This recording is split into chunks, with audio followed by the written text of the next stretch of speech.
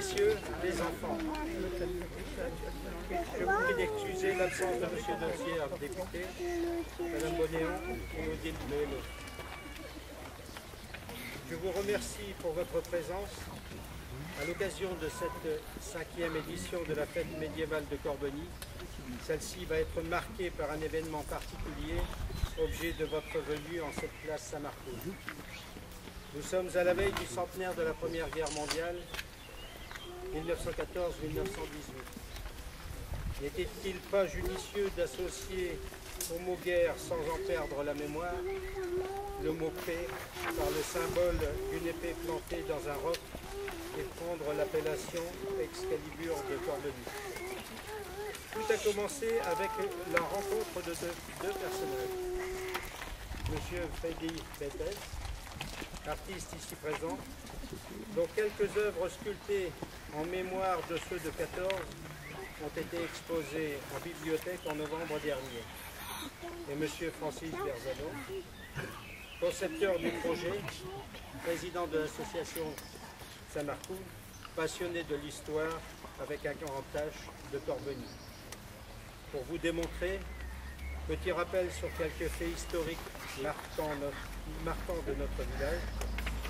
Pépin le Bref y séjourne à Corbeny en 757 et 758. Charlemagne est proclamé roi du royaume franc à Corbeny en 771. Presque tous les rois de France sacrés à Reims passeront à Corbeny pour exercer le don de Saint-Marco, guérir des écrouelles. Le roi te touche, Dieu te guérisse. Au lendemain de son sacre, Charles VII, en 1429, accompagné de Jeanne d'Arc, séjourne à Corbeny.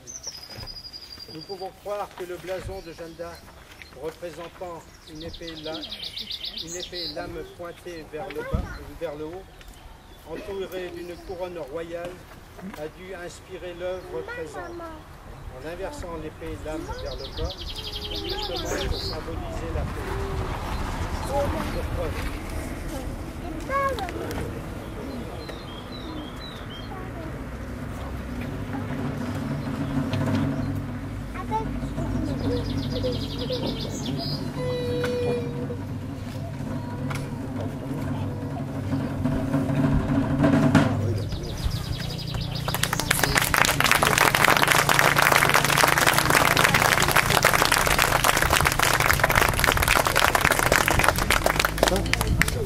Cette sculpture que vous découvrez est constituée de socles de charrue pour la couronne et d'un arbre de charrette pour le corps de l'épée.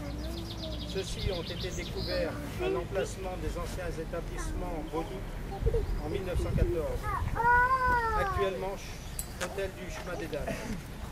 Pour la lame, ce sont des éclats d'obus de la Grande Guerre glanés dans les terres agricoles environnantes.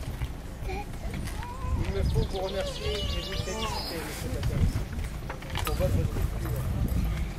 Avec talent, je sais que vous avez pris un grand plaisir à la réalisation gracieuse de celle-ci. Excalibur est né et restera à Corbeny, puisque réalisé dans l'atelier municipal avec l'aide de l'atelier.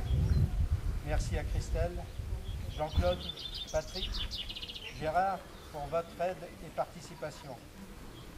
Merci à tous pour votre générosité. Internet nous fait la remarque. On connaissait l'épée dans le roc du roi Arthur à l'ogre. On connaissait l'épée dans le roc du général de Gaulle au-dessus de l'œilly sous Poussy.